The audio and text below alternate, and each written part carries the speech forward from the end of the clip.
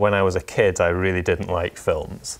I thought it's like having to sit still for 2 hours and watch something just didn't appeal to me. And we're talking about the age of like 0 to 10, just not interested. I wanted to go and run around outside or break things or like throw sticks at stuff, whatever. So I really disliked movies until I remember one day, I think I must have been about 9 or 10, my mum brought in a VHS of the first Lord of the Rings movie, The Fellowship of the Ring, and she was like, oh, I've got a film for you. And I was like, oh, what? Now I've got to sit and watch this. I'm going to hate this. It's going to be so boring. And then I watched it, and then my opinion on films changed completely at that point. I remember watching it again and again and again. And it was probably a little while after that, when sometime around Return of the King, it occurred to me, like, oh, someone made this. Whatever happens, stay with me.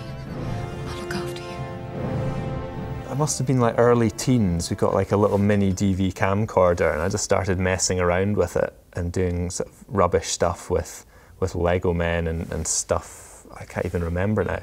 And one thing that was funny is I didn't realise to begin with that you could change the tape or that you could capture the tape. I thought you filmed it on the little camera and then you could watch it back on the little camera until you were done with it, and then you just had to film over the same bit of tape again. So all my early work is gone, probably just as well. Biggest unit in their portfolio? Myself and a colleague from work, Gavin Hopkins, wanted to just make a film because we've been doing a lot of corporate stuff and a lot of, sort of advertising type things, so let's go and do something different. And at the time I'd been reading Roald Dahl's Tales of the Unexpected, which are it's like a collection of adult short stories, so it's not like Fantastic Mr. Fox, it's all these kind of violent, sexy, salacious like thrillers, you know, and everyone is like every one of them has this sort of slam dunk twist at the end. And I was just reading this book, every single one, and I was like, wow, that's amazing. So we tried to do something a little bit like one of those. Have you met my wife?